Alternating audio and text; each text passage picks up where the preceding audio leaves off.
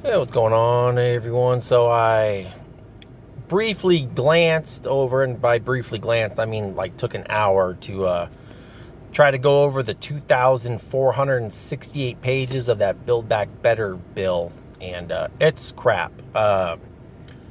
And just the brief summary of it, it almost seems like it's AOC's new Green Deal, just retitled, but it's just weird when you read this stuff. For one, there's not even a table of contents from where I got the bill off congress.gov, which is extremely weird to me because it's the same thing with the infrastructure bill that at first they didn't have it as a PDF. It was only as a text. So they wanted you to like scroll through it because PDFs you can search stuff. On the text you can't on congress.gov. But it's just reading over most of the programs and stuff. It's not even like building stuff.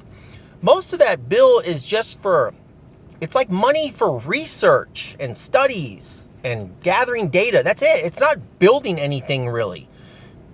There's stuff in there that is legit. Like, I mean, stuff for schools, updating older schoolhouses, etc. like that. Water pipes, I get that. But like minorities and Native Americans get shit on in that bill pretty damn hard. I mean, when you look at the dollar amounts that they give Native Americans, it's a joke. If you're a middle class person, it doesn't help you at all. Of course, it always helps low income people, but if you're middle class, that doesn't help you at all. As far as job growth, I mean, there's stuff in there that is for hiring, but they never do any follow up. They always want follow ups either like 180 days after it's implemented, which then they make you do a runaround to find the report, and then other stuff is 5 years. It's just ridiculous. And just for it to be 2,468 pages long, it's just a joke. So, I mean, one more thing I found too is Congress has introduced, I think it was like 9,700 bills. And that's just bills, not resolutions or anything like that, because I just focus on bills. Only 78 have passed. And some of those are naming post offices.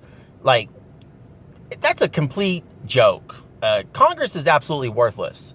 And they keep everyone tied up with like this January 6th investigation. And they're always investigating something now.